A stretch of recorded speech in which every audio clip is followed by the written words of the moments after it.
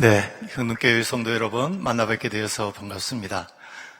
오늘 종교개혁 주일을 맞이해서 종교개혁 관련된 특강을 요청받고 기쁨으로 달려왔습니다. 우리 경동교회는 한국의 많은 교회들 가운데 하나의 로컬 처치가 아니라고 저는 생각합니다. 경동교회의 시작은 1945년 12월이죠. 네. 보통 종교개혁 프로테스탄트 운동의 원년을 1517년으로 잡습니다.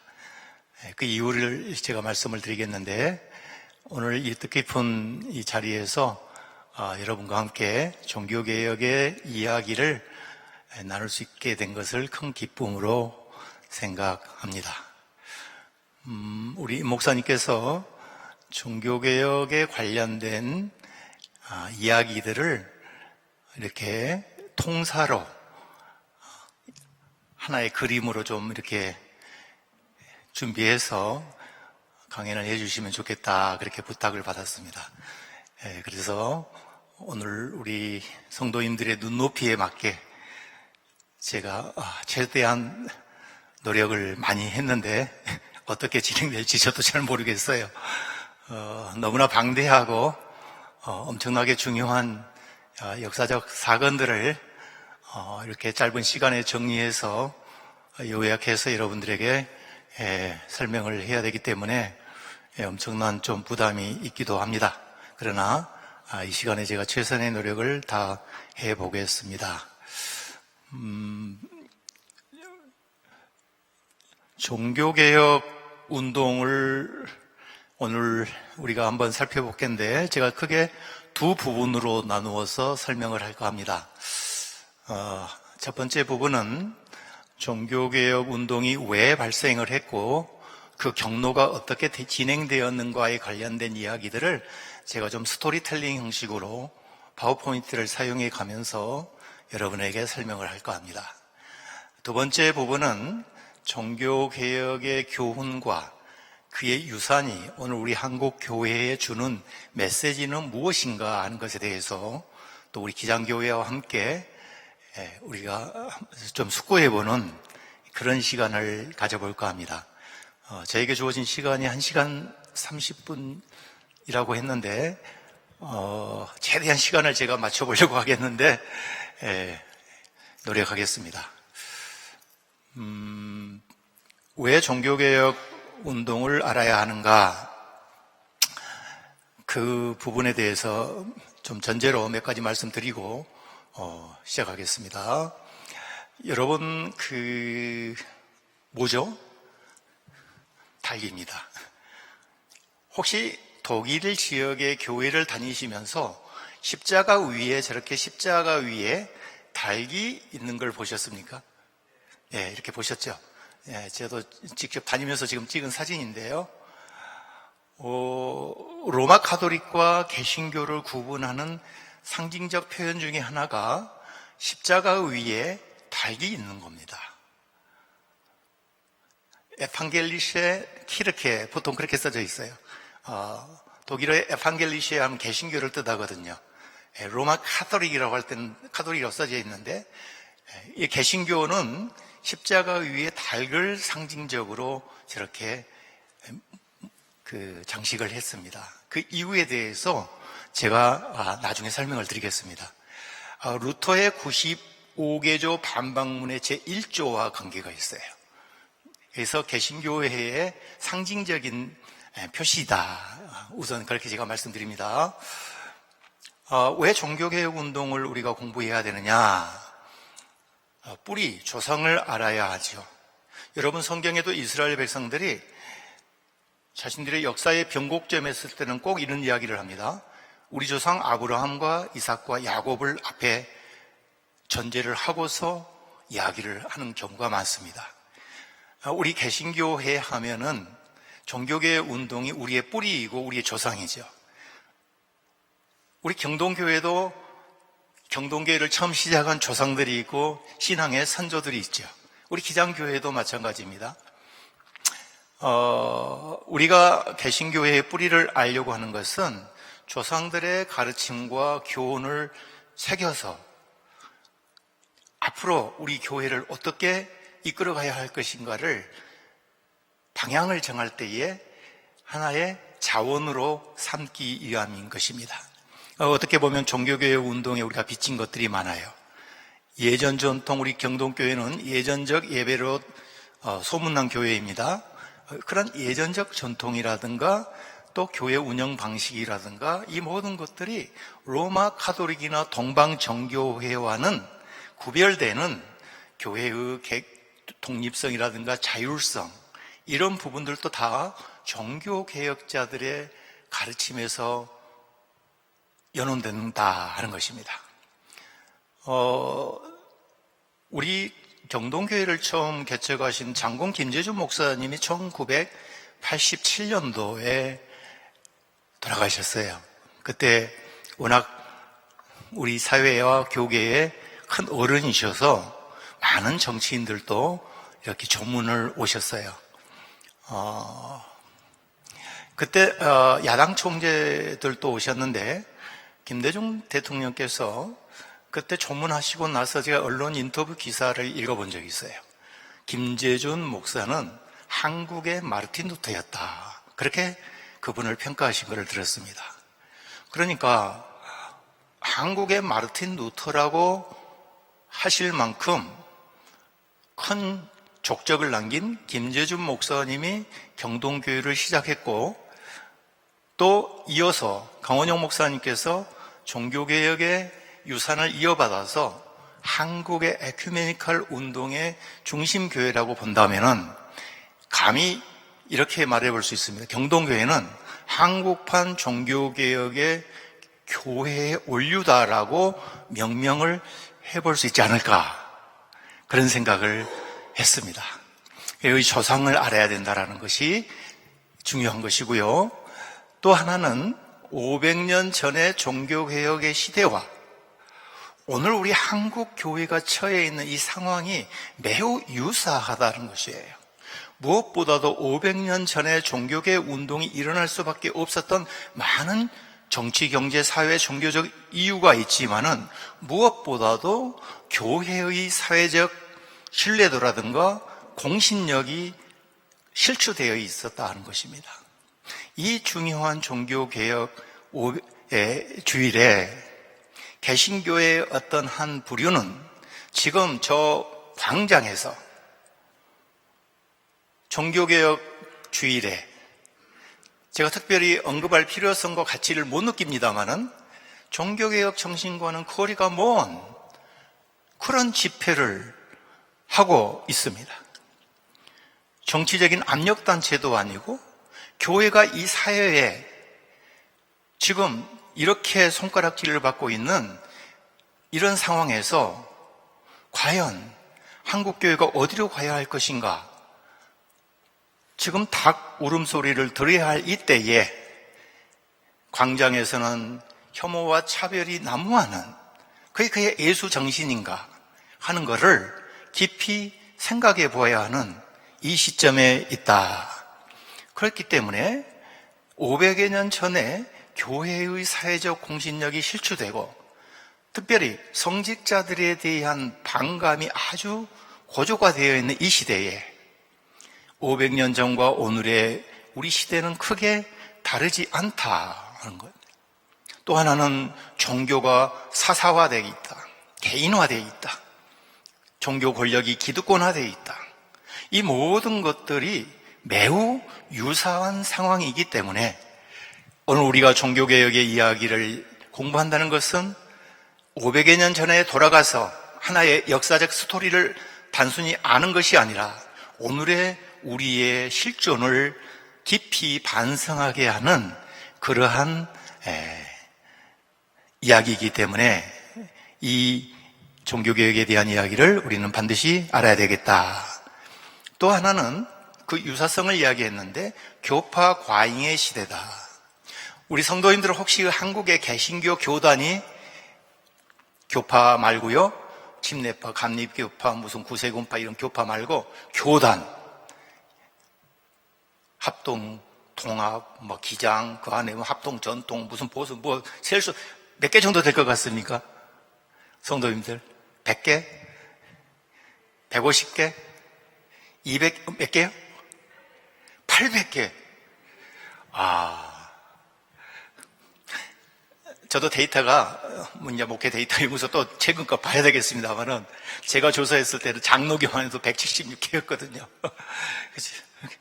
그러니까, 우리 성도님들이 지금 그렇게 말씀하신 것은 엄청나게 한국의 개신교 교회는 그렇게 교파가, 교단이 분열되어 있고, 분열되어 있다 하는 거를 지금 머릿속에 나름대로 알고 계신 거예요.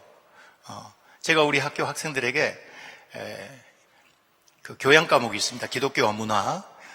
제가 첫 시간에 학생들에게 여러분들의 눈에 비친 대학생 20대 청년들의 눈에 비친 한국교회 이미지를 3가지 써보라 하면은 반드시 포함된 것 중에 하나가 너무 분열이 심하다. 그 항목이 꼭 나옵니다. 그만큼 교파 과잉의 시대가 있었다. 교파가 난립되고요. 과잉이 된다는 것은 교파끼리 서로 교단끼리 경쟁을 하기 때문에 마치 무슨 시장 경쟁에서 살아남아야 하는 것처럼 그런 식으로 되어 있다 하는 것입니다. 그러니까 서로 자기들의 교단이 더 정통성이다, 정통적이다, 선명성 경쟁을 하기 때문에 갈등과 배타성이 고조되고 또 때로는 공격적이고 매우 근본주의적인 태도를 갖게 된다. 이 모든 것은 지금 제가 이야기하고 있는 것은 종교개혁의 가르침과 그 정신과는 매우 거리가 먼 상황에서 직면해 있다 하는 것입니다. 또 하나 종교개혁 운동을 우리가 알아야 되는 것은 자유와 양심의 해방을 위한 투쟁이었다 하는 것입니다. 여러분, 중세의 어떤 봉건적 체제가 무너지고 종교적인 압박으로부터 인간의 해방을 성취한 사건이다.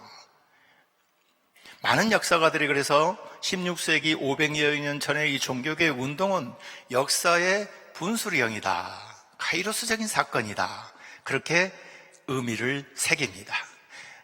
1789년의 불란서 혁명, 영국의 명예혁명, 미국의 독립선언서, 모든 근현대사에서 인간의 정치적인 자유와 해방을 쟁취하기 위한 모든 투쟁도 알고 보면은 종교개혁 운동과 그 정신과 맥이 있다 하는 것이에요.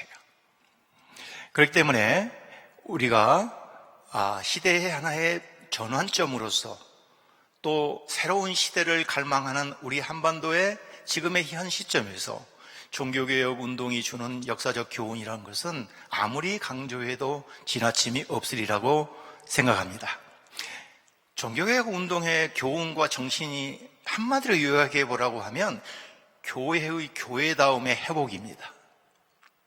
교회가 교회답게 회복하는 것이 종교개혁 운동의 기본 정신이다.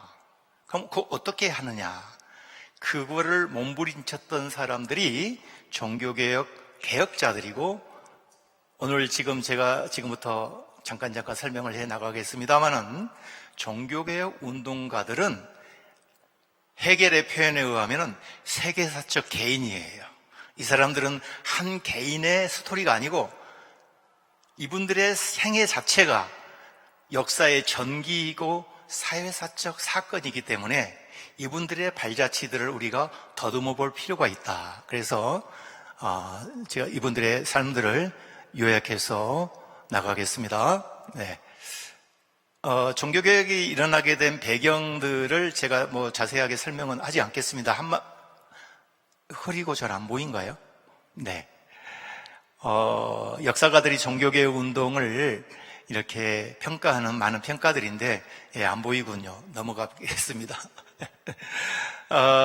종교개혁 운동들이 많이 이렇게 배경들이 있는데, 그 중에 여러분, 체코 프라하에 가면 구도심에 이분의 동상을 혹시 보신 적이 있습니까?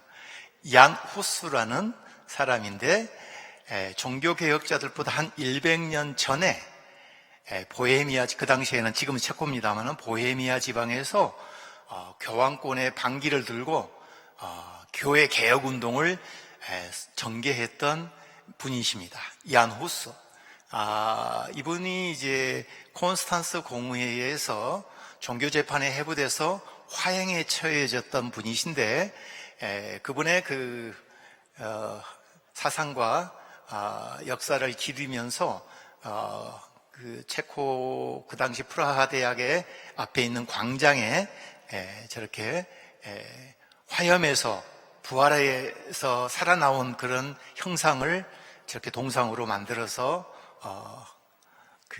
세워져 있습니다. 많은 사람들이 체코를 갈 때, 프라하 갈 때 이 광장에 가서 여러분들이 보셨을 겁니다. 시청에 뭐가 있죠, 여러분? 시계탑 있죠? 시계 돌면서 나오는 거 있죠? 네. 자, 종교개혁 운동의 구성체를 하면 여러분, 우리가 볼 때 종교개혁 운동을 전개했던 많은 세력들이 있어요. 우리는 지금 교단으로 하면, 교파로 하면 무슨 파죠? 성도님들, 우리 경동교회가 속해 있는 교단이 무슨 파예요? 기독교 장로회인데 기독교 장로회라고 했죠. 장로회 파예요. 침례파나 루터파가 아니에요. 그러니까 종교개혁 운동을 전개했던 많은 세력들이 있는데 크게 루터파가 있고 칼빈파는 개혁파예요. 그리고 로마 카톨릭이 있어요. 그러니까 여러분 기독교의 구성체를 보면은 이렇게 되어 있다. 이 부분들은 제가 설명해 가면서 나중에 또 설명할 기회가 있을지 모르겠습니다만은 이름만 기억해 보시기 바랍니다.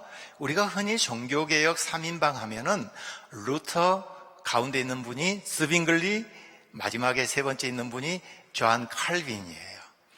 종교개혁 3인방이라고 하는데 루터라는 분은 지금의 독일 지역에서 종교개혁 운동을 했던 그러한 운동가였고, 스빙글리와 칼빈은 지금의 스위스 지역에서 종교개혁 운동을 전개했던 분인데, 마르틴 루터를 잠깐 우리가 한번 살펴보겠습니다. 여러분, 지난 1000년을 빛낸 사람들을 이렇게 백인의 인물들, 지난 1000년 동안 세상의 역사에 빛낸 인물들 가운데 백인을 선정했는데 1위가 구텐베르크였어요. 2위가 아이작 뉴턴이었어요. 3위가 마르틴 루터였고요. 4위가 찰스 다윈이었어요. 그 정도로 역사적인 인물이다 하는 것이죠. 이분이 태어나던 해가 1483년이에요. 돌아가신 해가 1546년이니까 63세를 사셨어요. 이분이 어떤 분이었느냐? 이분이 태어나던 그 지역이 이제 지금의 이게 독일의 지역들인데요. 아이슬레벤이라는 곳에 태어났고, 그 다음에 만스펠드는 자기 고향이고, 비텐베르크는 종교개혁 운동의 도시예요. 종교개혁 운동이 시작된 도시예요. 그러니까 루터의 생애는 에어프루트에서 대학을 다녔거든요. 크게 이 세 개의 도시를 중심으로 활동 무대였습니다. 독일이 통독되기 전에 저 지역은 동독 지역이었어요. 그래서 저도 저 지역을 처음에는 못 갔어요. 통독 이후에 바로 이제 한번 가봤는데, 에어프루트에서는 아이슬레벤 만스펠드는 어린 시절을 거기에서 보냈고, 에어프루트는 루터의 대학 시절, 청년 시절이에요. 질풍노도의 시기예요. 저기에서 10년을 보냈고, 나머지 이제 비텐베르크에서는 36년의 생애를 보냈던 저 세 도시가 루터의 주요 활동 무대였다 하는 것입니다. 이렇게 보시면은 독일, 그 옆에 네덜란드, 베네룩스 3국이 있죠. 그 다음에 아래는 프랑스가 있고 오스트리아, 체코가 접경 지역입니다. 그리고 또 스위스 지역의 슈리히와 제네바, 이런 지역에서 로마 카톨릭에 항거하는 개혁자들이 등장해서 종교개혁 운동을 전개했다. 루터의 생가입니다. 아이슬레벤이라는 곳에서 태어났습니다. 루터의 집안은 원래 농사를 짓는 농업을 주로 이렇게 종사하는 집안이었는데, 루터 아버지가 이 만스페트 지역이 구리 광산으로, 은광으로 그 당시에 유명한 그런 광산 지역이었어요. 그래서 농업에서 이제 광산업에 종사하기 위해서 이사를 왔는데, 이 집에서 월세방을 빌려서 살았어요. 이 집의 2층에서 루터가 태어났어요. 태어나자마자 11월 10날 태어났는데, 그 당시 관례들에 의하면 태어나고 바로 그 다음 날 세례를 받아야 돼요. 그래서 이 베드로 바울 교회, 지금도 이 교회가 있습니다. 루터는 그 다음 날 가서 세례를 받았는데, 그 당시 동독 지역이었지 않습니까? 이 세례독이 그냥 교회당에 방치되고 막 굴러다녔어요. 그리고 나중에 이제 이 교회를 이렇게 리모델링하고 보수하면서 이 루터가 세례받았던 이 세례반을 찾아가지고 저렇게 가면 교회당 뒤에 해놓았습니다. 그러니까 루터가 세례받은 날이 성 마르틴 데이여서 루터 이름을 마르틴으로 지었습니다. 루터의 가계도입니다. 루터는 아버지 한스 루터와 어머니 마가렛 루터에게서 5남 2녀였는데 장남으로 태어났어요. 아래 남동생이 하나 있고 여동생이 셋이었습니다. 장남이었으니까 그 아버지 부모가 얼마나 교육열이 높았겠어요. 그 당시에는 이제 농업, 또 수공업, 광산업 이런 종사하는 많은 신흥 이제 자본가들이 등장하기 시작한 그런 15세기, 6세기였죠. 그때의 큰아들에게 기대가 아주 컸어요. 그래서 내 아들만큼은 어려서부터 교육 잘 시켜서 법대를 보내서 법률가를 만들어야 되겠다. 그래서 부모님들이 어려서부터 라틴어 스쿨을 공부하고 유학도 보내고요. 그래서 공부를 많이 시켰습니다. 루터 학교 지금도 이렇게 있습니다. 가시면. 그리고 이곳은 소년 시절에 거기에서 한 1시간 정도 떨어진 자기 어머니 고향의 친척집에 루터 코타하우스에서 또 소년 시절을 여기에서 공부를 합니다. 여러분, 여기는 아이제나흐인데 이 아이제나흐 루터 집에서 바로 한 100m 가면은 요한 세바스찬 바하의 생가가 있어요. 이 집에 이렇게 그 루터 박물관으로 지금 되어 있는데, 나와보면 그 집 앞에 이렇게 써져 있어요. 여러분, 유명한 말이거든요. 내일 지구의 종말이 오더라도 나는 한 그루의 사과나무를 심겠다. 그리고 사과나무가 한 그루 있더라고요. 같이 갔던 독일 교수에게 제가 그때 처음 가가지고, 야, 이 말이 루터가 한 말이냐 물어봤더니 루터가 한 말이라는 거예요. 그래서 이거 스피노자가 한 말이 아닌가 하겠더니 독일 사람들은 루터의 말로 이렇게 새기고 있어요. 그 전해져 온 말을 루터가 사용했는 것 같아요. 스피노자는 루터보다 후대 사람이죠. 네, 루터는 그곳에서 공부를 하고 에어프르트 대학, 당시의 신흥 대학으로서 아주 명문 대학이었습니다. 이 법대에 입학을 했습니다. 그래서 법대 1학년 다니다가 여름방학 때에 자기 고향 집을 다녀오는 가운데 루터의 인생에 획기적인 사건이 일어났어요. 이게 스토테름하임이라는 마을인데 천둥 번개를 만나서 거기에서 쓰러졌다는 거예요. 그리고 루터가 성 안나여 수도사가 되겠나이다 하고 맹세를 했다는 거예요. 자, 이 모든 이야기는 루터의 자서전 먼 훗날 루터가 자기의 인생을 돌아보면서 하는 말입니다. 이 스토테름하임이라는 이 마을에서 천둥 번개를 만나서 하나님, 성 안나라는 것은 마리아의 어머니입니다. 그래서 독일 북부 광산촌의 수호 성인으로서 존경받는 분이 성 안나였어요. 성 안나에게 고백했어요. 내가 수도사가 되겠습니다.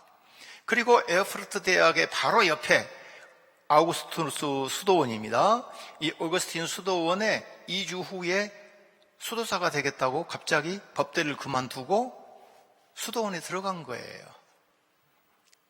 그 소식을 들었을 때 부모님 어땠을까요? 노발대발했죠. 이 부모들이 고생해서 지금 법대를 보내서 아들을 좀 멋지게 키워보려고 했는데 갑자기 신부 되겠다고 수도원에 들어갔으니 얼마나 부모님들이 실망했겠습니까? 네, 루터가 1505년 7월 17일에 수도원에 입회했던 그 수도원 앞에 가면 저렇게 편말이 있습니다. 수도원 본당입니다. 이 본당에 여러분 그 돌 색깔이 좀 다르죠? 저 앞에? 저게 참 역사의 아이러니인데 저게 무덤 돌 비석이에요. 저 무덤이 누구 무덤이냐면 요하네스 자카리어스라는 그 당시 루터보다 훨씬 이전에 100여 년 전에 저 수도원 원장이었고 에어프르트 대학의 교수였던 사람의 무덤이 있어요. 근데 저 무덤이 어떤 의미를 갖고 있느냐? 여러분, 수도원에 입회하고 수도사가 되겠다고 했을 때에 보통 수도사들이 그 본당 앞에서 복사를 하죠. 바닥에 누워서 엎드려서 평생을 서원하는 서원식을 보통 갖거든요. 근데 저 수도원의 본당에 있는 저 무덤이 요하네스 자카리우스인데, 제가 처음에 프라하에 서 있었던 그 얀 후스라는 사람이 있었죠. 100년 전에 얀 후스가 종교 재판에 해부되었을 때에 종교 재판관 중에 한 사람이 저 요하네스 자카리우스였어요. 여러분, 얀 후스라는 그 발음은 그 당시 보헤미아 지역의 발음으로서 여러분, 후스는 구스로 들렸어요. 구스는 영어로 뭐죠? 거위예요. 그래서 불에 자기를 화형시키려고 장작더미를 들고 나오는 그 농부들을 향해서 이런 전설이 전해져 오고 있습니다. 여러분은 지금 거의 한 마리를 불태우지만은 100년 후에는 백조가 태어날 것이다 예언을 했어요. 그 백조가 누구죠? 마르틴 루터예요. 그래서 참 역사의 아이러니죠. 루터의 형상은 그래서 초상화 옆에는 항상 백조가 그려져 있어요. 그런 아이러니가 있다 하는 거죠. 루터가 수도했다라고 하는 그 방입니다. 이 에어프르트 지역이 굉장히 추운 지역이에요. 남자들만 구하는 수도사였는데 여기에 수도사들의 평균 수명이 35세였습니다. 얼마나 고행을 했으면은 죽어나가는 거예요. 루터도 나중에 이 수도원에서 수도 생활을 하면서 조금만 내가 더 있었으면 위장병 걸려서 나도 죽었을 것이다 할 정도로 고행을 했던 수도원이었습니다. 루터는 이 수도원에서 무엇을 고민했느냐? 내가 어떻게 하면 하나님 앞에서 의롭게 여김을 받을 수 있을 것인가? 루터의 종교적 질문이었습니다. 우리 성도님들 신앙생활을 하면서 하나님과의 기도의 제목이 무엇입니까? 여러분들이 씨름하고 있는 그 제목이 뭐예요? 루터는 내가 어떻게 하면 하나님 앞에서 의롭다함을 얻을 수 있겠는가 하는 것이 그의 최고의 종교적인 질문이었고 하나님과 씨름하는 문제였다 하는 거예요. 그래서 여기서 고행을 했어요. 그리고 나서 나중에 루터는 비텐베르크라는 지역으로 이제 전출을 합니다. 어거스틴 수도승이었죠.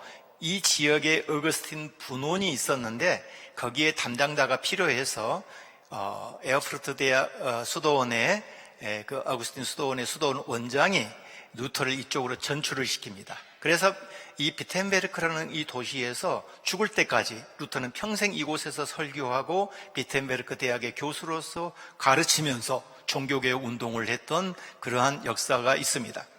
여러분, 저 건물 높이 첨탑 보이는 저 교회가 성마리아 교회인데 비텐베르크 시청사 바로 옆에 있는 시교회입니다. 이 교회에서 루터는 평생 설교를 했습니다. 루터가 설교한 설교 편이 약 2300편이 지금까지 우리에게 전해지고 있어요. 그만큼 그는 평생 설교가로서, 목회자로서, 신학자로서, 교회 개혁가로서 이렇게 살았던 분이신데, 이 성당에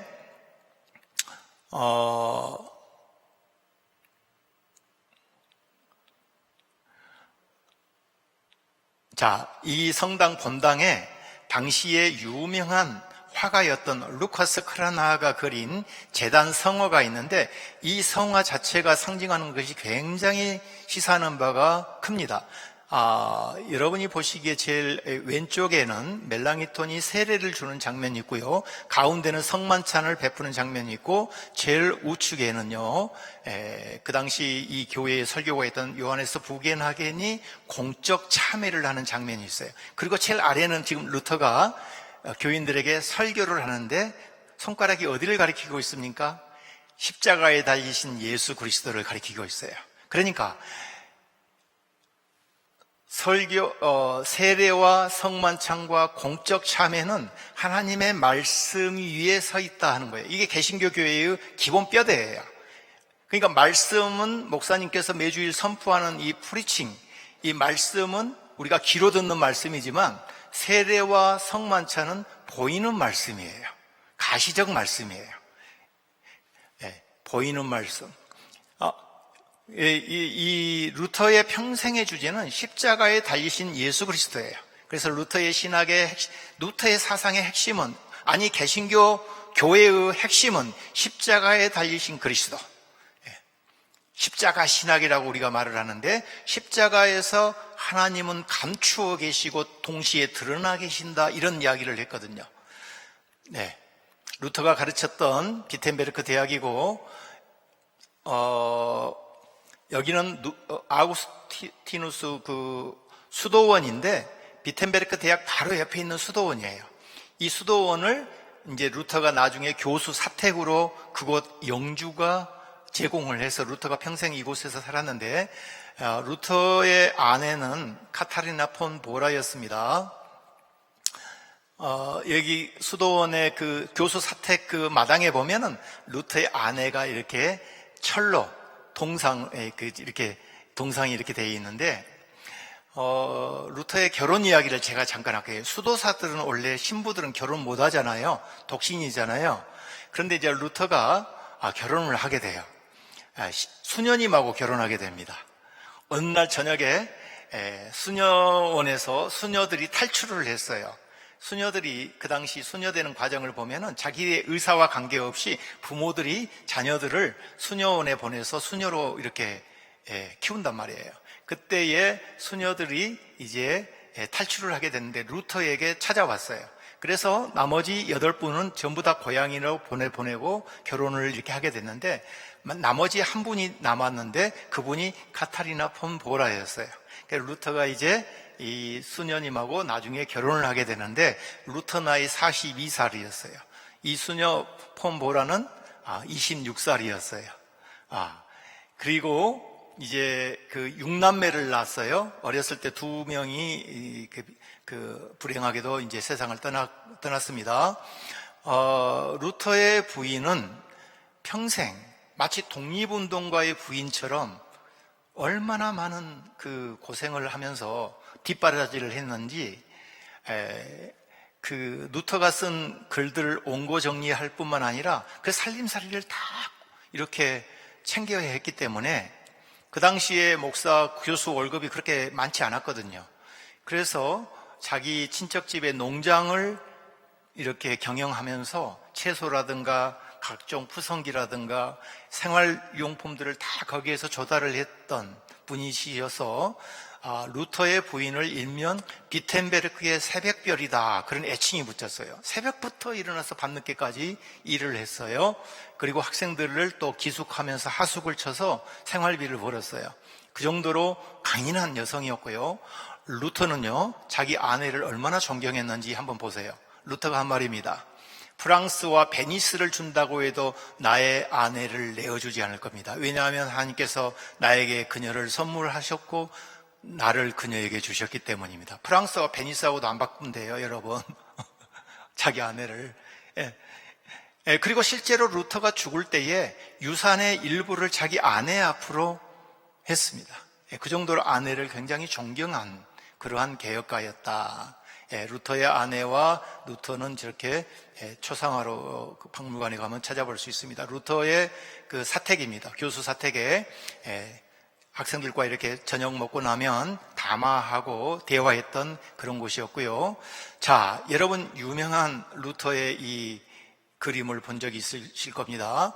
여기는 루터가 95개조 반박문을 게재했던 캐슬 처치예요. 그 당시 이 지역을 다스리는 영주가 프레드릭이라는 영주였는데 영주의 궁궐이 바로 그 옆에 있어요. 그러니까 채플이라는 것은 그 궁궐에서 함께 이 종사하는 사람들이 모여서 예배하는 장소인데 당시 비텐베르크 신학대학의 채플실로도 사용됐습니다. 이 채플실 문에 그 당시에는 나무 문이었는데 불타 없어졌습니다. 지금은 저렇게 동판으로 문을 만들어서 거기에 95개조를 빼곡하게 새겨 있습니다. 저기에 95개조 경문을 붙인 거예요. 한마디로 말하면 대자보를 붙인 거예요. 그래서 지금 교회에 이런 문제가 있는데 한번 논의해 봅시다 하고 붙였는데 사람들이 안 왔다고 그러죠. 네.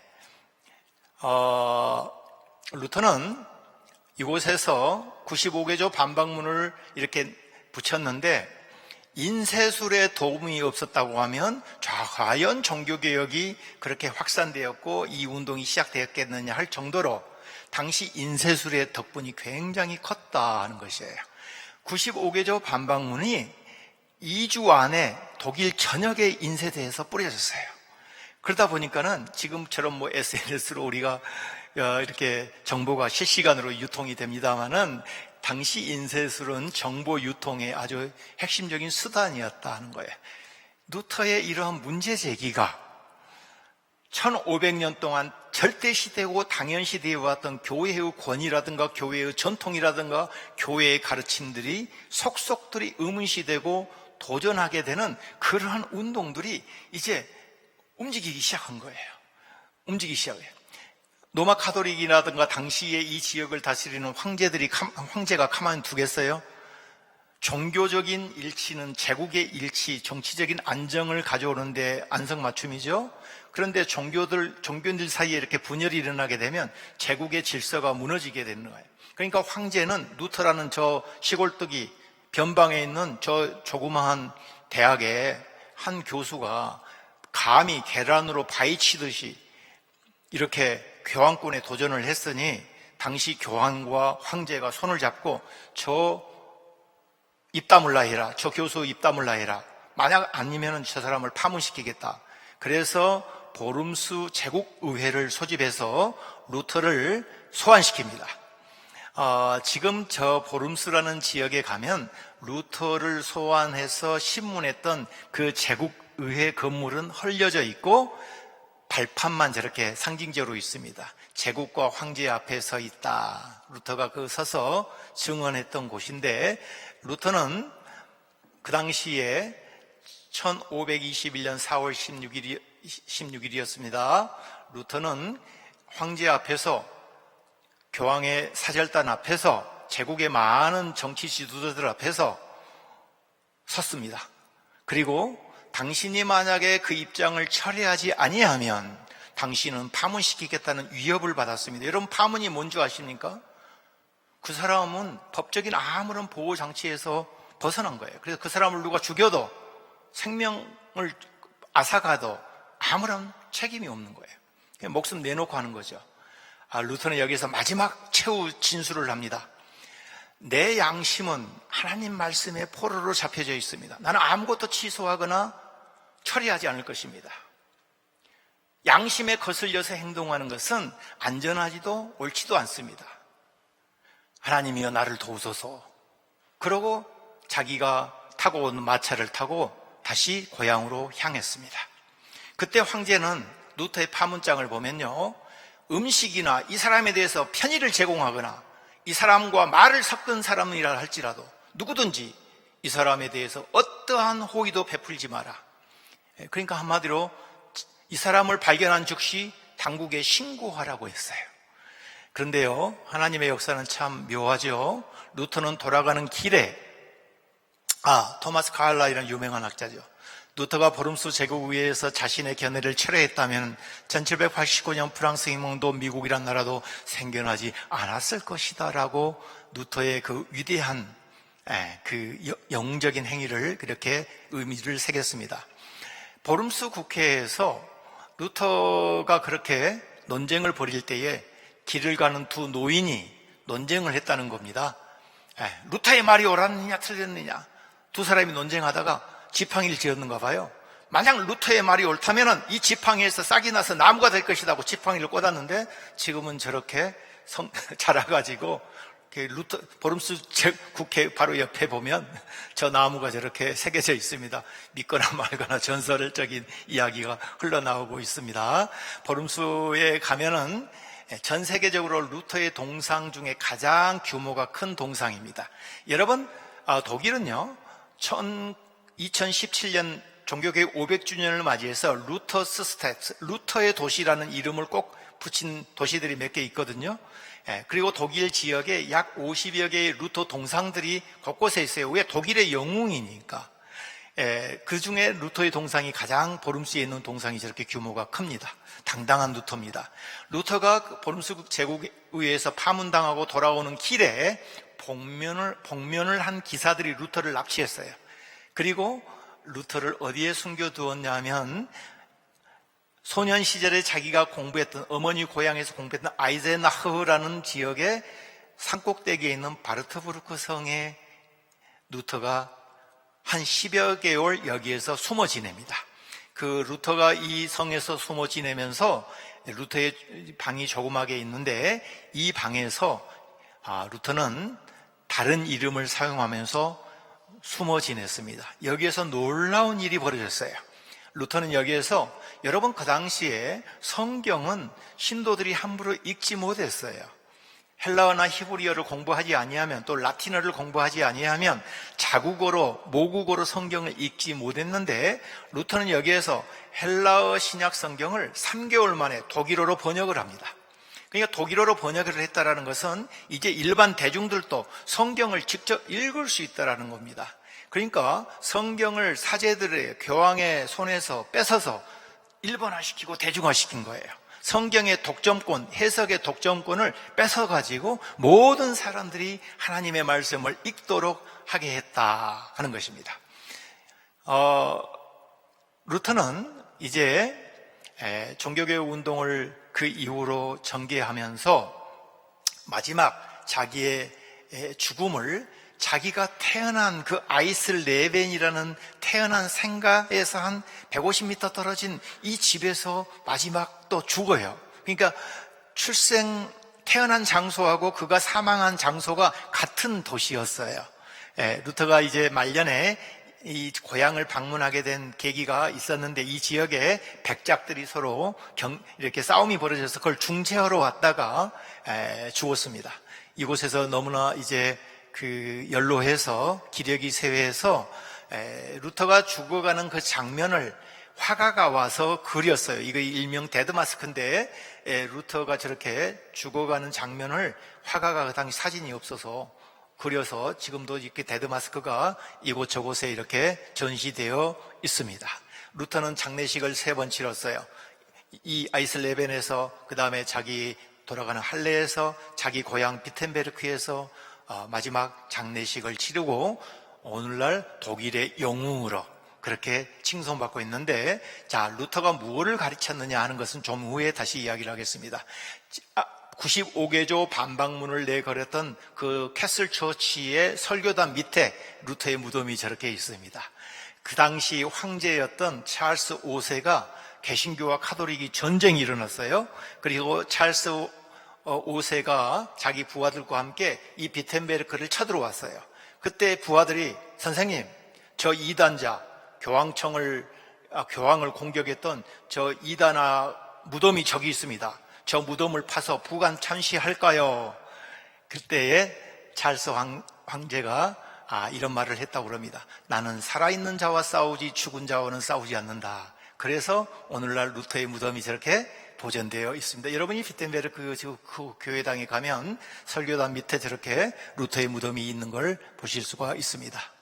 자, 루터의 장미입니다. 루터는요, 자기가 쓴 글에 자기의 인장을 저렇게 만들어서 했는데, 심장 속에 검은 십자가가 있지요. 그리고 하얀 장미가 있습니다. 그리고 파란색은 하늘나라를 상징하고 금태도들이는 영원하다, 하나님 나라는 그러한 의미를 새기고 있습니다. BBT라는 말은 그가 사신다라는 뜻입니다. 그래서 루터는 이게 진짜 루터가 쓴 글이냐 할 때에 그 거짓 글들도 많이 유통이 되었었거든요. 그래서 저 인장을 꼭 이렇게 찍어서 저건 루터의 글이 확신하다, 그런 의미를 갖고 있습니다. 여러분, 이제 좀 더 속도를 제가 내겠습니다.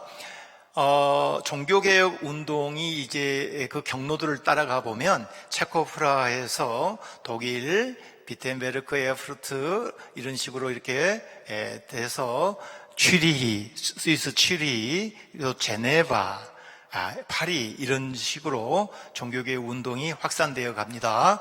자, 루터와 동시대의 사람들을 한번 찾아보겠는데요. 여러분, 그 홀드리히 츠윙글리라는 사람은 루터보다 한 살 아래인데 취리히 종교개혁을 단행했던 유명한 사람이죠. 여러분, 그 취리히 시내 한복판에 가면은 저 그로스민스터 대성당이 한복판에 자리 잡고 있습니다. 저 리마트 강가에 저 대성당이 있는데 이곳에서 루터와는 또 다른 종교개혁 운동을 했던 사람입니다. 네, 대성당의 그 모습 전경입니다. 이 대성당은 누가 지었느냐? 당시 프랑크 왕국의 황제였던 샤를마누 대제가 설립했다고 알려져 있습니다. 샤를마누 대제가 말을 타고 가는데 그 말이 이 지역에 와서, 이곳에 와서 이렇게 말이 이렇게 다리를 구부리고 그렇게 숙였다고 합니다. 이곳은 옛부터 순교자들의 순교지로 알려져 있습니다. 이곳에 샤르마뉴 대제가 이렇게 교회를 시작했다, 세웠다라는 그런 이야기가 전해져 내려와서 그 대성당 그 외벽에 보면 좀 약간 장난기스럽죠. 이렇게 샤르마뉴 대제의 부조가 새겨져 있고요. 쯔빙글리 문으로 알려져 있는 24개의 동판에 쯔빙글리의 종교개혁의 운동의 역사를 저렇게 새겨져 있습니다. 그 대성당 건너편에 프라우민스터, 여성들을 위한 수도원이 또 있고요. 이 수도원을 안에 들어가면 색채의 마술사로 알려져 있는 샤갈의 스테인드 글라스가 저렇게 있습니다. 전 세계의 많은 관광객들이 이거 하나 보러 취리히를 많이 방문하는 경우도 있어요. 샤갈은 80세 말년에 성경의 내용을 중심으로 해서 스테인드 글라스로 이렇게 작품을 만들었습니다. 여기 보면은 마리아와 아기 예수도 저렇게 그려져 있고요. 그 종교개혁의 하나의 그 유산입니다. 여러분, 종교개혁자들은 교회란 무엇이냐? 하나님의 말씀이 올바로 선포되고 성만찬이 올바로 시행되는 곳이 종교개혁 교회의 하나의 두 기둥입니다. 진리의 기둥이요, 터가 바로 하나님의 말씀이 선포와 또 성례가 올바로 집례되는 곳이다. 그런데 우리 경동교회도 성찬 한 달에 몇 번 하셔요? 16번 하세요? 네. 우리 개신교는 1년에 4번 하는, 절기마다 하는 데가 있고요. 또 매월 한 달에 한 번 하는 경우도 있고, 우리 경동교회는 상당히 많이 시행하는 그런 교회 중에 하나입니다. 가톨릭이나 동방정교는 매주 하죠. 성찬을 매주 하죠. 그러니까 말씀과 그 그리스도의 몸과 피, 이 예전이 같이 이렇게 하는 것이죠. 종교개혁자들도 할 수만 있다면은 매주 하는 것을 권장을 했어요. 그러나 사정이 이제 여러 가지 역사적인 이유 때문에 성찬을 우리가 이제 절기 때마다 하는 걸로 하는데, 성찬에 대한 이야기가 조금씩 달랐어요. 이걸 설명하려면 또 1시간이 걸리기 때문에 잠깐만 이야기하겠습니다. 여러분, 가톨릭의 천주교의 미사를 드리죠. 그분들은 우리는 떡만 받죠. 그걸 단종배찬이라고 그래요. 우리는 어떻습니까? 빵과 포도주를 동시에 다 받죠. 그걸 이종배찬이라고 그래요. 지금도 천주교는 단종배찬을 주로 실시합니다. 특별한 날 외에는 전부 성도들에게는 빵만 줘요. 그런데 이 제단 위에 있는 떡과 포도주가 실제 그리스도의 몸과 피냐 하는 것으로 논쟁이 벌어졌어요. 여러분 어떻게 생각하셔요? 그의 상징입니까? 그리스도의 죽음을, 십자가의 죽음을 상징하는 겁니까? 아니면 실제 사제가 축성할 때에 그것이 그리스도의 몸이고 피라고 여러분이 받아먹고 마십니까? 아니면은 성령으로 그리스도는 이 제단 위에 임재하신다고 생각하십니까? 이런 논쟁이 있었어요. 그러니까 가톨릭은 화채설, 우리가 소위 말하는, 루터는 공채설 오는 공제설이라고 하는데, 제단 위에 있는 떡과 포도주가 실제 그리스도의 몸과 피는 아니지만은 그리스도는 제단 위에 떡과 포도주와 함께 거기에 계신다 하는 것이고, 칼빈이나 쯔빙글리는 성령으로 함께 임재해 계신다, 그렇게 이야기를 했어요. 그러니까 우리 장로교의 성만찬 신학은 어떻게 보면 우리가 떡과 포도주를 먹고 마실 때에 그것이 하나의 물질이고 진료이지만은 성령으로 그리스도가 여기에 함께 계신다, 그래서 내가 그리스도 안에, 그리스도가 내 안에 계신다라고 하는 그런 상징적 의미로 우리가 먹고 마시는 것이죠. 그런 신학을, 그런 사상을 예전을 발전시켰다. 여러분, 쯔빙글리 동상입니다. 쯔빙글리는 47세의 젊은 나이에, 비교적 젊은 나이에 세상을 떠났는데, 이 동상을 한번 가만히 보시기 바래요. 쯔빙글리 탄생 400주년을 기념해서 쥐리시가 쯔빙글리의 동상을 저 리마트 강가에 봤어. 물이라는 물교회 옆에다 저 세웠는데 손에 뭐가 있죠? 칼과 성경이 있죠. 그때에 쯔빙글리 동상 건립위원회에서 왜 목사의 손에 칼을 드느냐, 이건 마땅치 않다 해서 그 위원 중에 한 사람이 퇴장할 정도로 굉장히 논란이 있었던 저 지금 부족입니다. 그런데 쯔빙글리는 당시 가톨릭과 싸움을 벌이면서 종교의 자유를 쟁취하기 위해서 전투에 나가서 이 사람이 사망하신 분이에요. 그래서 그 당시 종교개혁의 어떤 실상을 동상에 그대로 반영을 하는 것이 시대를 상징하는 동상으로서 맞다, 그 의견이 우선을 했습니다. 그래서 한 손에는 칼, 한 손에는 성경을 들었는데 타협안이 뭐냐? 그러면 칼 위에다가 성경을 올려놓자.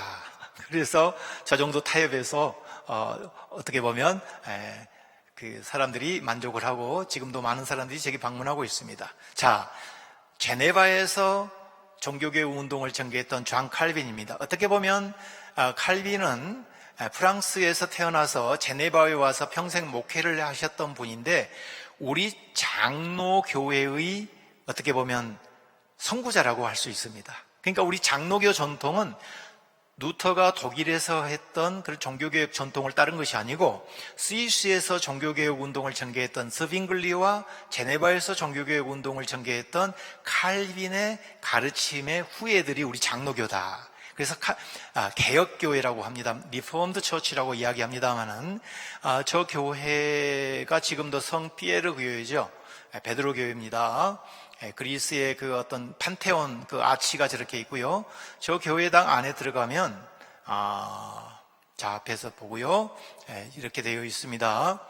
여러분, 중세의 성당이라든가 루터가 종교개혁했던 그런 지역의 교회들을 가보면은 교회당 안에 여러 성화들이라든가 석상들이라든가 많은 부조물들이 있어요. 여러분들이 쥐리히라든가 제네바에 이런 장로, 오늘날 쉽게 이야기합시다. 오늘날 장로교 전통의 교회들이 오면은 교회당 안이 어떻게 되죠? 밋밋해요. 굉장히 볼거리가 없어요. 왜요? 오직 하나님의 말씀.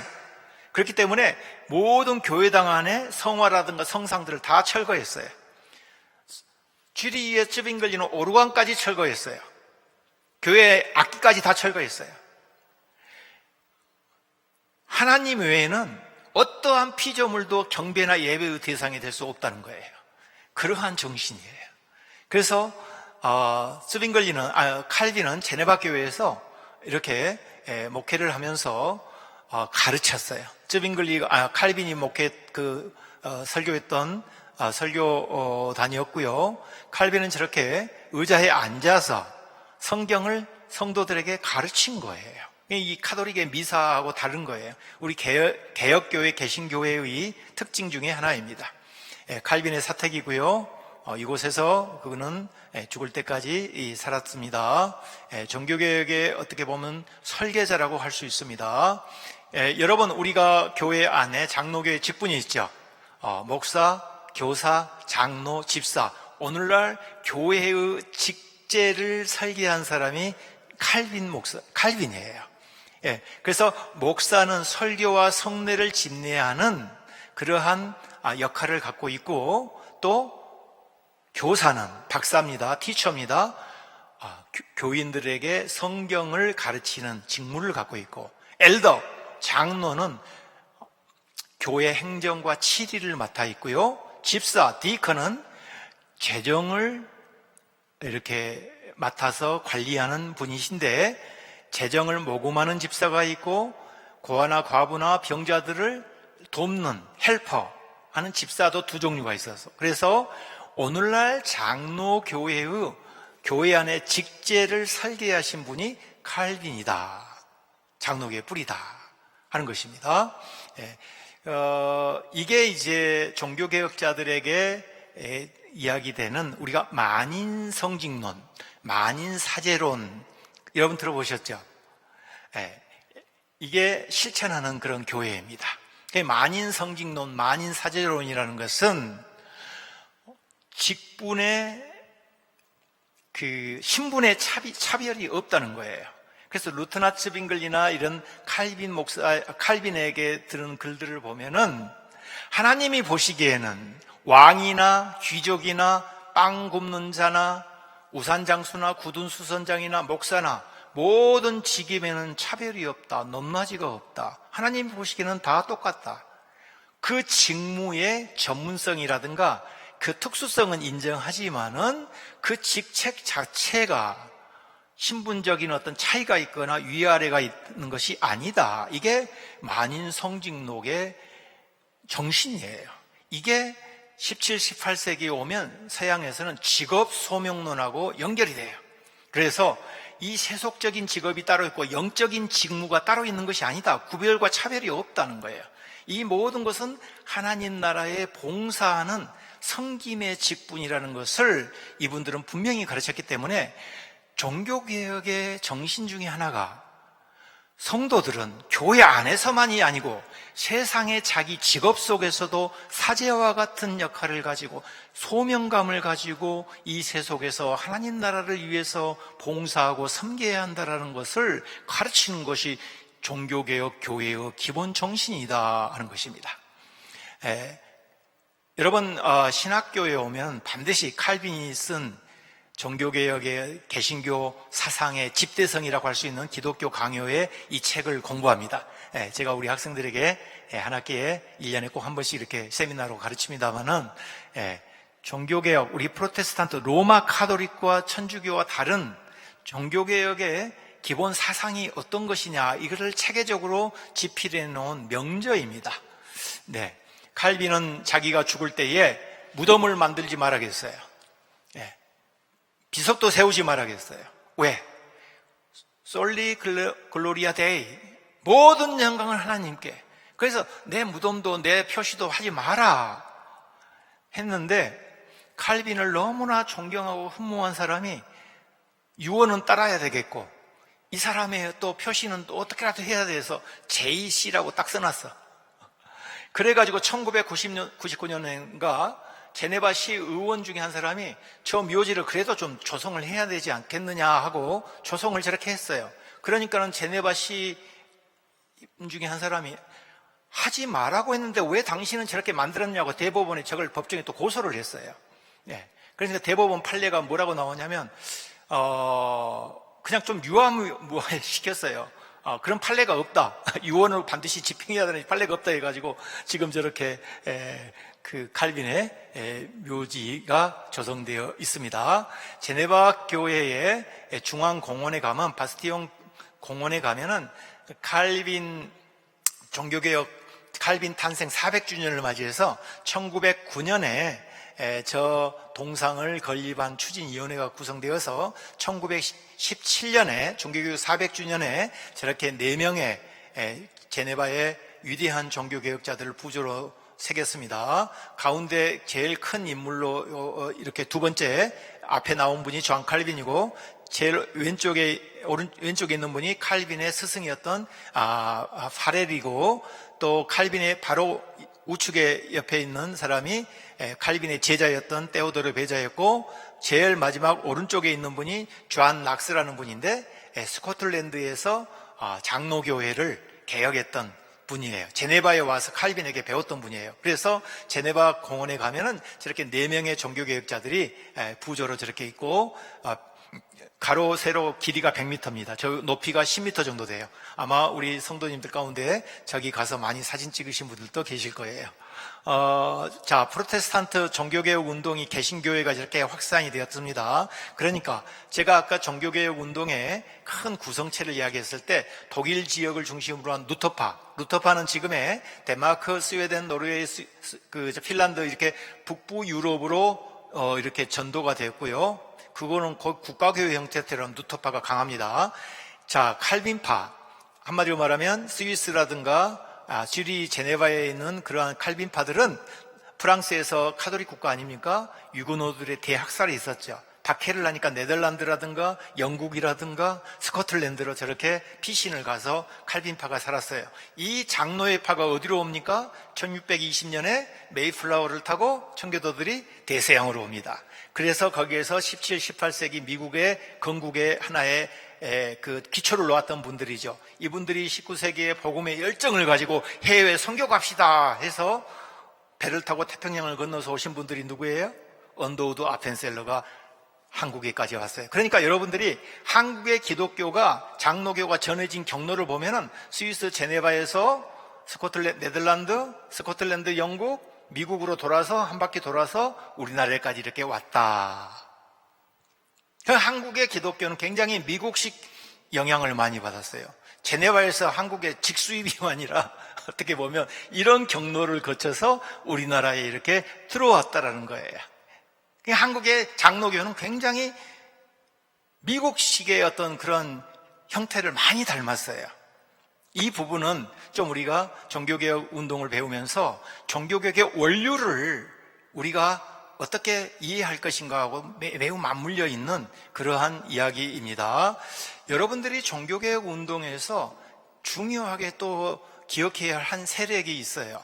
제세례파, 아나베프티스트 운동인데, 이분들은 오늘날 전 세계적으로 한 30만 명 정도 흩어져 있고 자기들만의 고유한 공동체를 형성하면서 복음의 순수성, 복음의 진리를 이렇게 지키려고 노력하는 사람들인데, 굉장히 오늘날 우리 개혁교회, 장로교를 중심으로 한 개신교 교회가 좀 배워야 할 점들이 아주 많습니다. 여러분, 이분들이 유럽에서 박해를 받으니까 1700년도에 미국의 펜실베니아주의 랭카스타이 지역에 가면은 이분들의 집단 농장이 있고 집단 거주지가 있어요. 제가 재작년에 직접 가서 보았는데, 지금 이분들은요, 이렇게 한번 보세요. 복장을 하고 세상과 일정한 거리를 두면서 자기들의 공동체를 통해서 하나님 말씀을 기도하고 묵상하고 세속 문화, 현대 문화를 거부한 겁니다. 하나님의 말씀을 올바로 지키기 위해서는 저런 수도원적 집단 농장을, 그 공동체를 통해서 지켜나가는 거예요. 메노나이트라는 그 판대, 제가 이 아미시 공동체를 가봤습니다. 한번 보세요. 지금 생각해 보면 기후위기 시대에 매우 생태학적인 삶을 살고 있다. 현대 문화를 거부하고요, 옛 그 생활 방식을 고수하면서 저렇게 학교도 가봤는데 의자의 높낮이가 좀 다르죠. 저학년부터 9학년까지 한 교실에서 저렇게 배웁니다.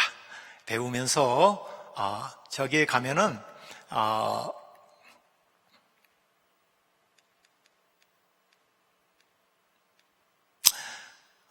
이분들에게 배울 것은 이제 무슨 말이냐면, 왜 제세례파라고 하냐면은 유아 세례를 그 당시에 인정하지 않았어요.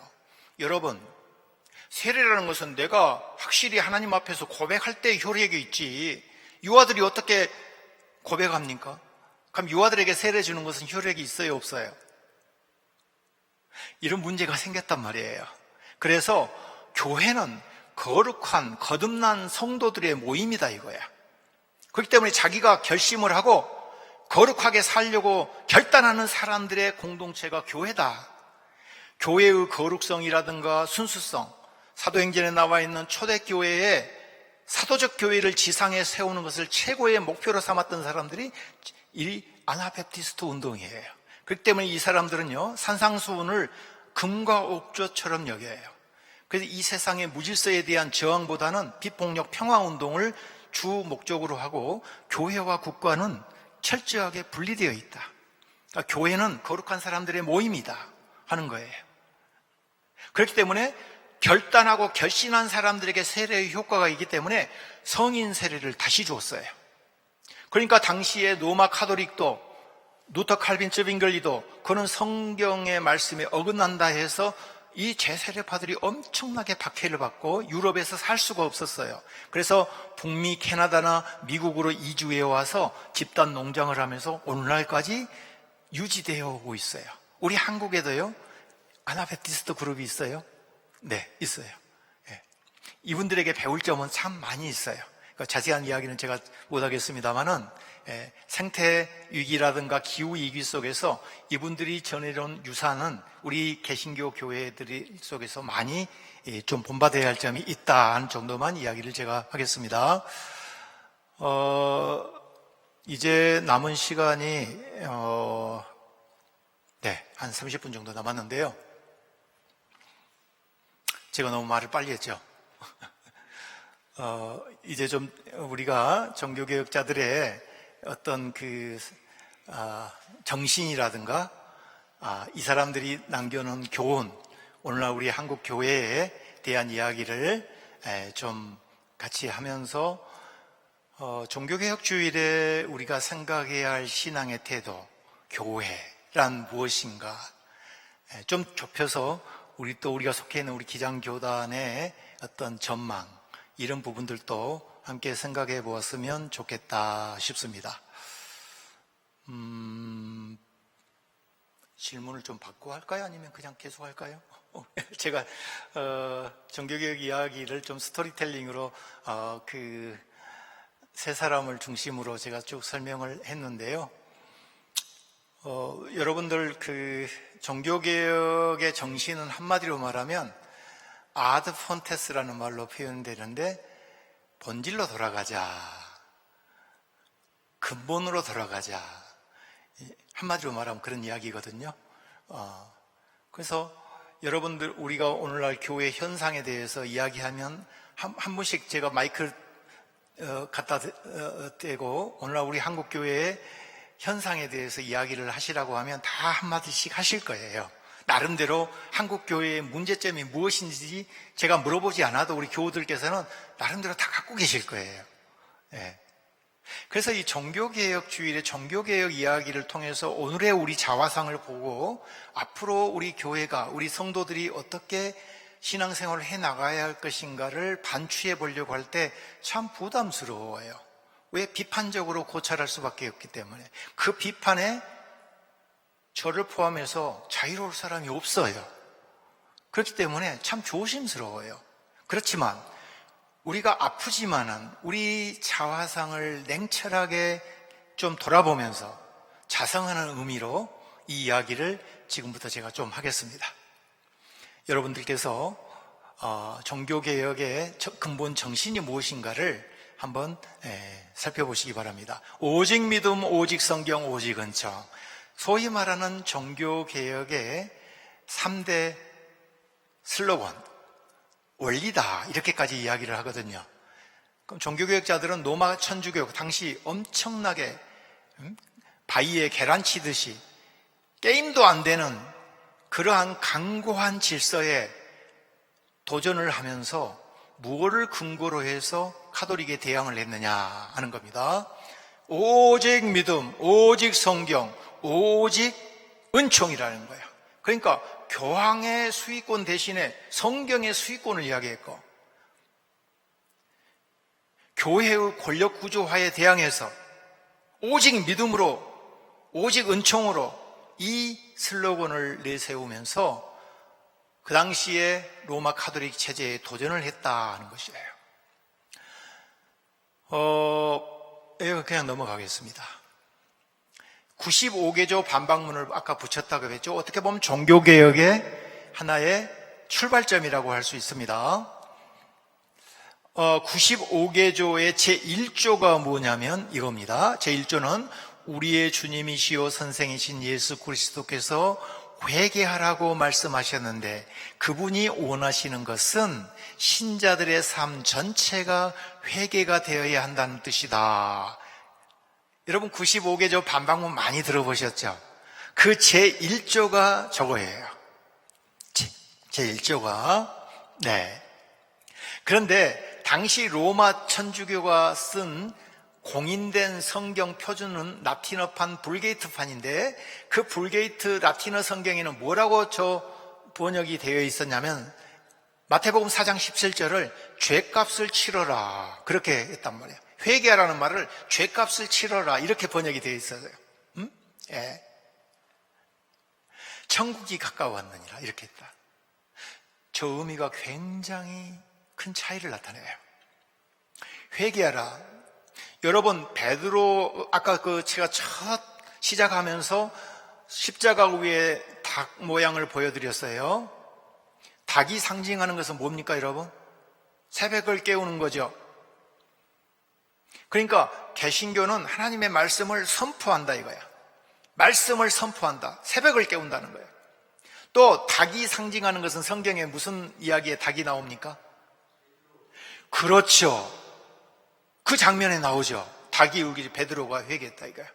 그 닭은 회개를 상징해요. 회개라는 것은 유이례적으로 성도 사제한테 가서 고해성사하고 죄 용서받고 하는 그런 일회적으로 끝난 것이 아니라 루터는 회개라는 것은 한 개인이나 한 개교회의 회개가 아니고 성도의 삶 전체가 회개가 돼야 된다 하는 거예요. 무서운 말이에요 이게 사실은.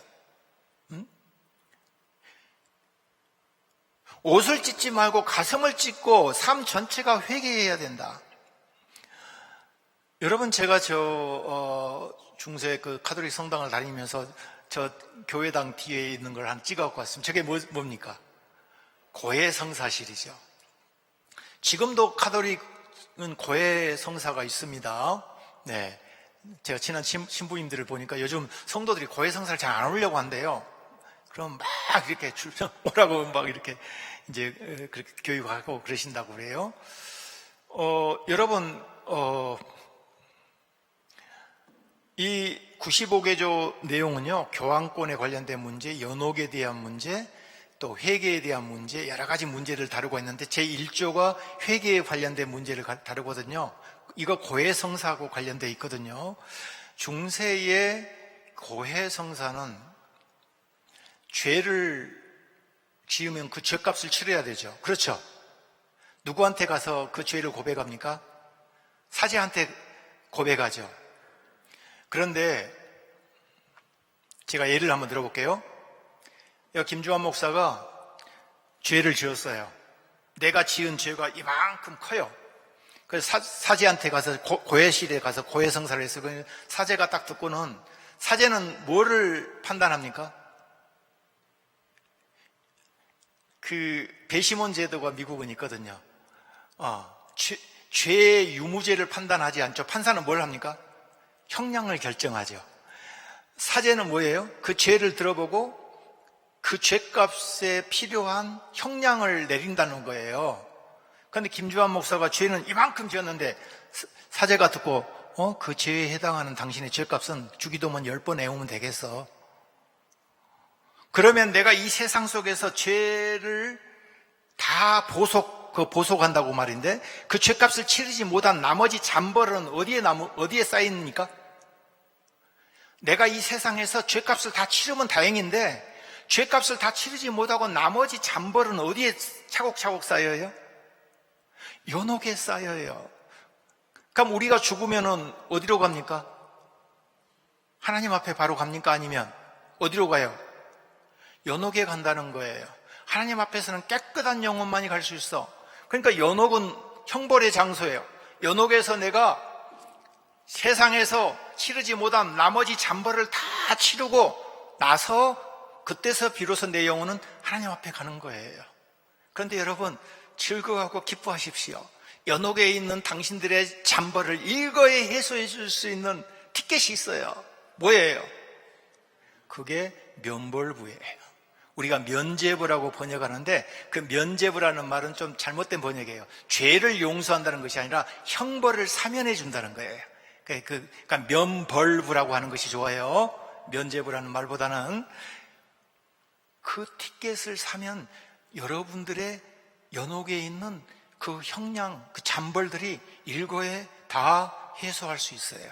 그런데 그 면벌부는 양도도 할 수 있어요. 내 것만이 아니고 돌아가신 우리 할머니, 할아버지, 삼촌, 조카, 이모, 그걸 많이 살면 살수록 더 좋아. 그래서 그걸 양도할 수 있어요. 여러분, 천주교는 지금도 이 제도가 있어요. 그걸 대사라고 그래요. 이걸 전대사, 플리너리 인덜전스라는 말인데, 전대사 제도가 있어요. 1년에 몇 번 있어요. 또 대사를 실시하는 성당들이 있어요. 천주교 신자들이 그 대사 받으려고 몰려듭니다. 그 날에는. 네. 이게 그 당시에 면벌부 판매예요. 그래서 루터가 생각하기에 이게 성경적으로 맞는 이야기냐? 어떻게 우리가 구원받는데 티켓을 사가지고 대사를 통해서 우리가 하나님 앞에 구원받는다는 거냐? 거기에 대한 문제 제기가 바로 95개조 반박문의 제1조예요. 아니, 회개라는 것은 우리 일생 전 생애를 통해서 이루어지는 것이지 어떻게 인생에서 그런 식으로 한두 번 이렇게 하는 것이 되는 거냐? 이 문제가 루터의 문제의식이었다 이 말이야. 그러면서 내가 어떻게 하면 하나님 앞에 구원받을 수 있을 것인가? 성경을 연구하면서 로마서 1장 16, 17절을 읽을 때 루터의 뇌에 지진이 났어요.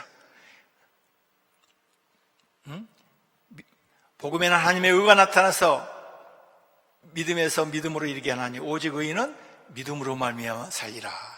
솔라 피데, 오직 믿음. 내 능력과 내 공로로, 내 업적으로 가는 것이 아니고 내가 그런 보복 행위를 많이 한다고 해서 내 죄값을 치르는 많은 그런 선한 행위를 한다고 해서 그것이 하나의 조건이 돼서 내가 하늘나라에 간 것이 아니고 하나님과의 올바른 관계, 그는 거저 값없이 주시는 하나님의 은총으로 내가 구원받고 하나님 나라에 간다라는 그러한 신앙의 결론에 도달한 것이죠. 여러분이 이러한 믿음의 바탕 위에서 지금까지 신앙생활을 해오신 걸로 믿습니다. 성도 여러분들께서 얼마나 이 세상에서 많은 선업을 쌓고 얼마나 많은 착한 일을 하고 얼마나 많은 좋은 일을 많이 해서 그것이 업적이 되었고 공로가 되어서 하나님께서 이제 됐다, 너를 내가 구원해 줄게, 하나님이 우리하고 거래하시는 분이 아니라는 거예요. 아무리 보잘것없는 사람이라 할지라도 하나님께서 전적인 은총으로 우리 한 사람 한 사람을 인격적으로 만나주시고 그를 보듬어 주시고 우리의 믿음을 보시고 그 믿음 안에서 우리를 인도하고 계신다. 이게 하나님의 은총이다. 그래서 값없이 주시는 은총이에요. 공로 없이 주는 은총이에요. 중요한 것은 우리가 공짜로 값없이 무상으로 받았다고 해서 하나님의 은총을 값비싸게 만들어버리면 안 된다 이거예요. 누군가는 엄청난 희생과 대가를 치른 은총이라는 거예요. 나에게는 무상으로 공짜로 값없는 은총이지만 이건 어떤 의미에서는 값 있는 은총이에요. 누굽니까? 십자가에 달린 예수 그리스도의 공로로 우리에게 하나님의 은총이 값없이 주어졌다. 이게 루터나 쯔빙글리나 칼빈이 가르치는 기본적인 핵심적인 신앙의 내용이었다. 그렇기 때문에 우리가 오직 믿음 강조하고 믿습니다 이야기를 하지만은 그 믿음의 내용이 무엇이냐 할 때에는 여러분들이 분명히 아셔야 돼요. 이거는 하나님과의 올바른 관계를 맺고 살아가는 것이고 내 일생 전체가 하나님 앞에서 회개하는 삶이었고 이 세상 속에서 만인 사제로서 사제와 같은 정신으로 살아가는 것이에요. 이게 성도의 본분이에요. 이거를 가르치는 것이 교회예요. 그렇기 때문에 믿음을 너무 자랑하지 마세요, 여러분. 믿음 너무 앞세우지 마세요. 믿음의 열매를 자랑할지언정 다 믿음이 있지요. 믿음의 분량 한번 질량으로 재볼까요? 저울로 여러분 재볼까요? 누구 믿음이 더 무겁고 누구 믿음이 더 작은지 어떻게 잴 수 있어요? 자꾸 한국교회가 믿음을 내세우는데 그 믿음이 뭐예요? 어떤 교리에 대한 내가 그 지적인 동의를 하거나 어떤 고백서에 내가 사인을 하면 내가 그 믿음이에요? 그 인간에 대한 어떤 인간의 교리가 믿음이에요? 그렇기 때문에 종교개혁자들은 오직 성서를 이야기할 때에 성경은 제1차 규범이고 성도의 모든 신앙의 표준은 오직 성경이고 교리는 이거는 제2차 규범이다 이렇게 이야기했어요. 2차 규범이다. 여러분 성경을 하나님의 말씀으로 받아들이고 우리 성도들의 모든 신앙의 표준으로 여기는 것은 모든 개신교 교회의 하나의 공통된 신앙일 겁니다. 그런데 이 성경이 문자주의나 근본주의 오류에 빠져가지고 이것이 교리화 돼버리면 중세 그 당시에 타락한 교회로 다시 돌아가는 거나 마찬가지다 하는 것이에요. 그러니까 우리가 종교개혁의 정신을 오늘 되살려 본다는 것은 오직 믿음, 오직 은총, 오직 성경의 이 3대 구호가 이것이 하나의 교리화된 박제된 어떤 하나의 책 속에 있는 내용이 아니고 우리의 교회를 생명력 있게 살리고 우리 성도들이 이 세상 속에서 생명력 있는 신앙생활을 할 수 있는 하나의 살아있는 원리가 되어야지 이것이 하나의 근본주의적인 하나의 교리로 다시 바뀌어진다는 것은 종교개혁의 정신과는 거리가 먼 그러한 이야기가 되고 만다 하는 것입니다.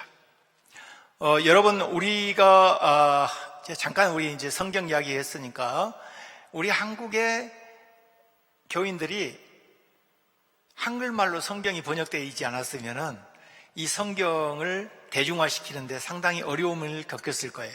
그 성경을 최초로 번역하신 분들이 만주의 지역에서 한국의 그 보부상 청년들하고 스코틀랜드에서 파송된 조한 노스 목사님이 한글말로 성경을 번역해서 국내로 반입해서 이제 성경이 우리말로 이렇게 유통되기 시작했거든요. 여기에서요 한국교회 이야기를 하면요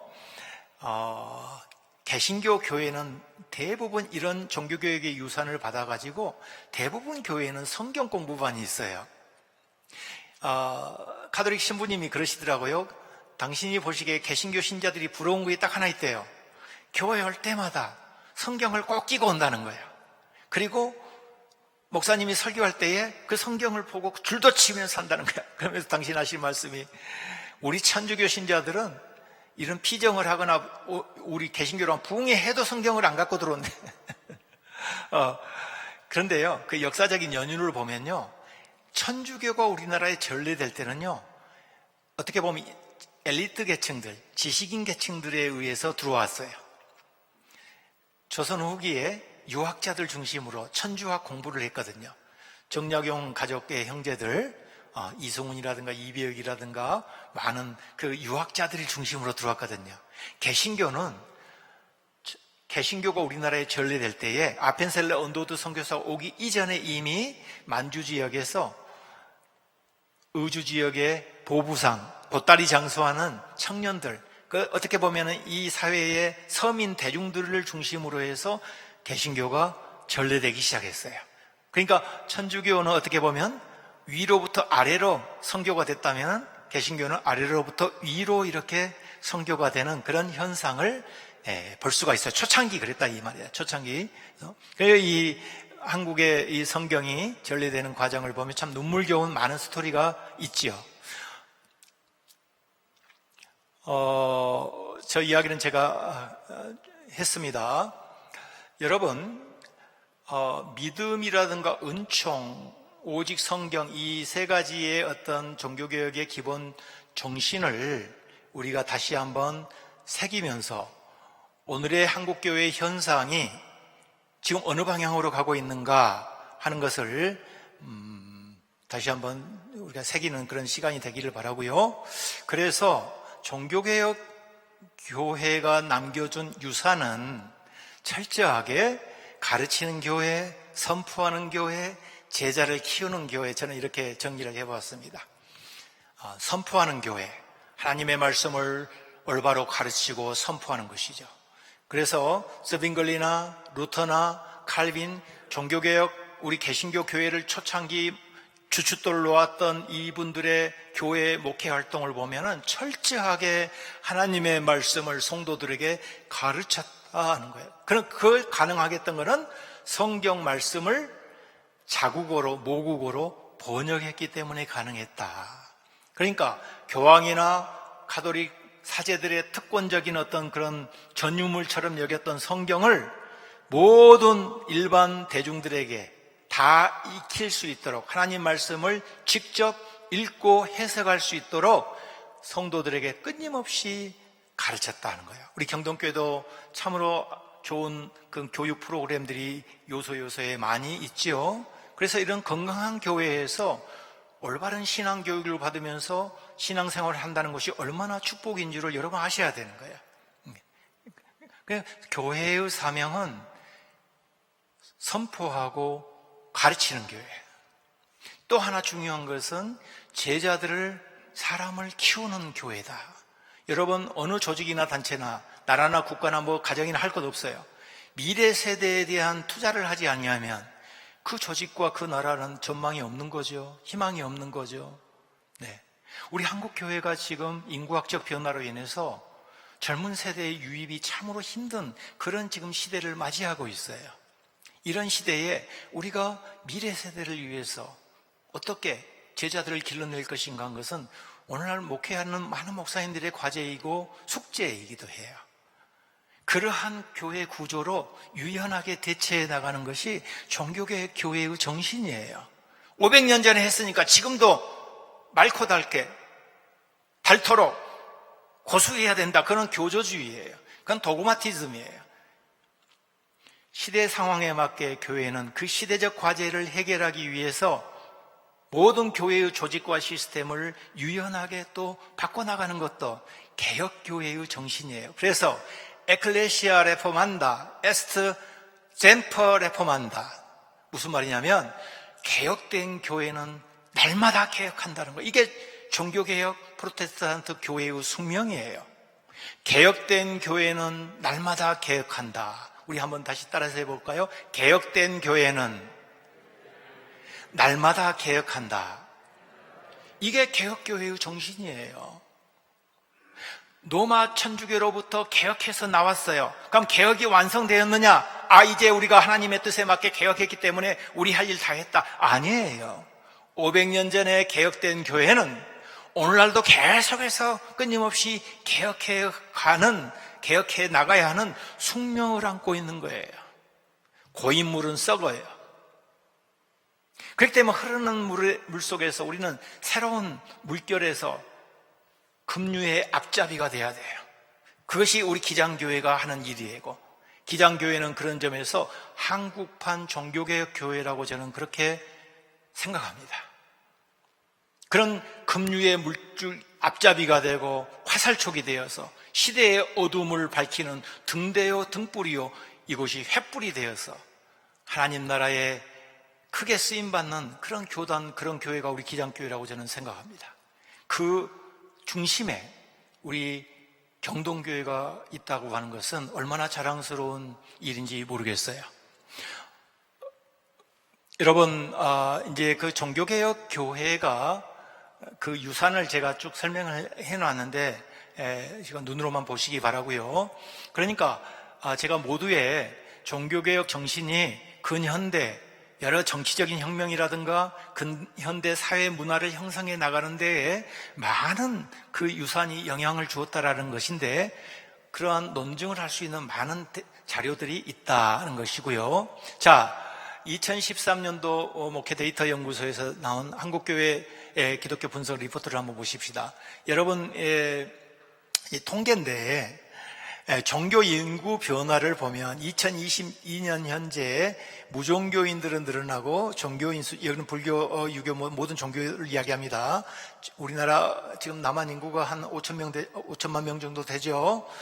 이렇게 종교 인구가 좀 이렇게 하락한다는 것이고, 그 다음에 제일 오른쪽에 있는 것은 각 종교별 그 호감도를 이렇게 수치로 나타냈는데, 뭐 저 통계 볼 때마다 그래프 볼 때마다 참 마음이 우리가 아프죠.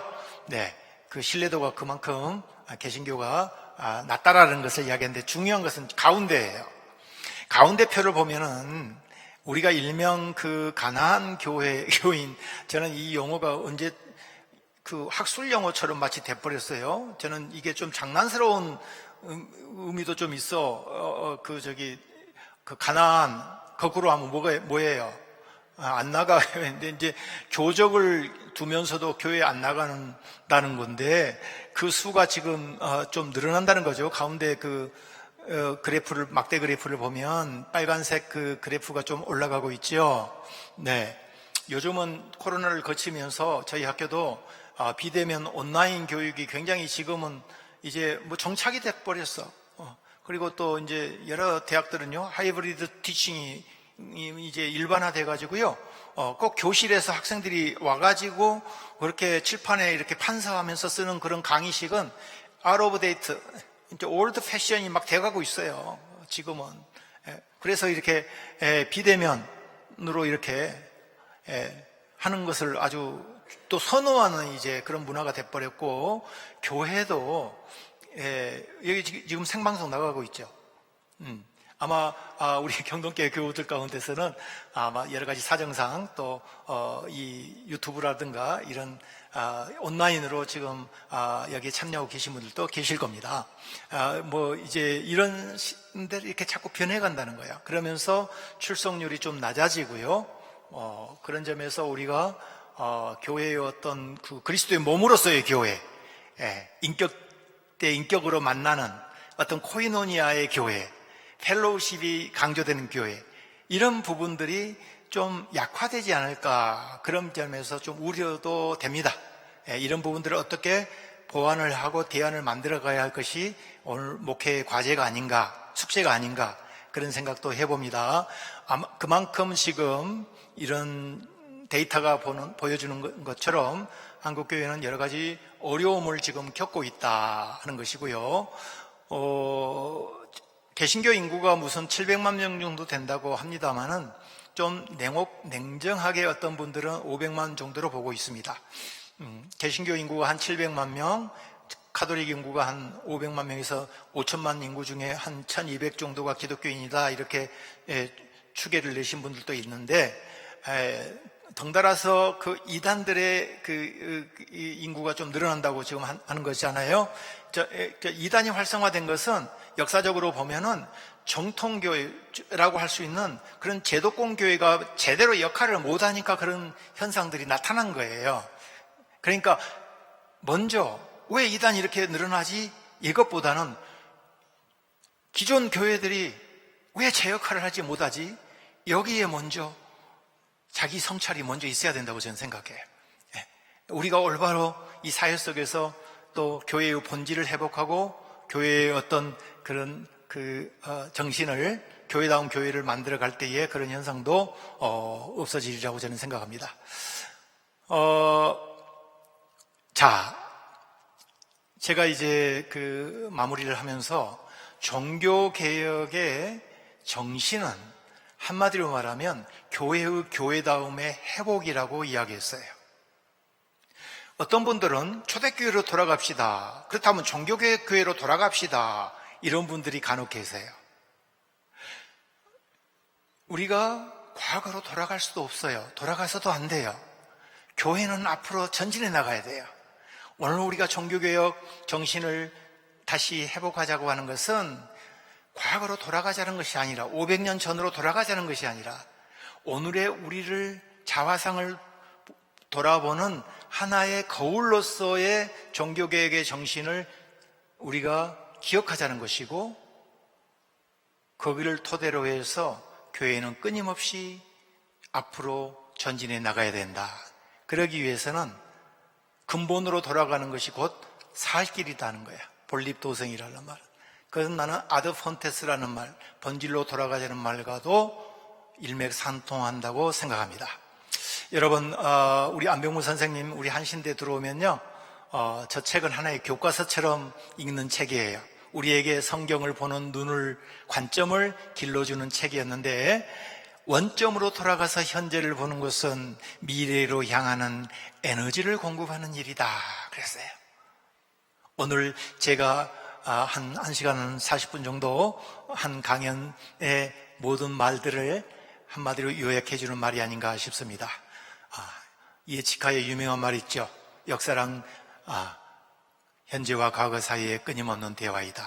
그렇기 때문에 우리는 끊임없이 개신교의 조상들인 이들과의 대화를 통해서 앞으로 미래의 희망을 설계하는 그러한 교회로 나갈 수 있기를 바랍니다. 여러분, 장시간 제 이야기를 들어주셔서 고맙습니다. 경청해 주셔서 고맙습니다. 마치겠습니다.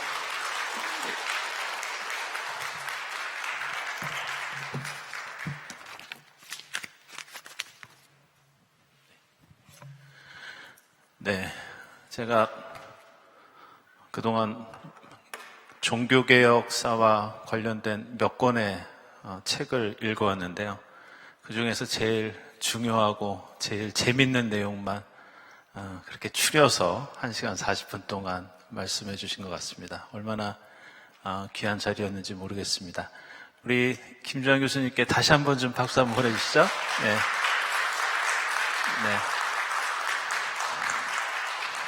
네, 이상으로 종교개혁 주일 특강 마치겠습니다. 잘해 주셔서 고맙습니다.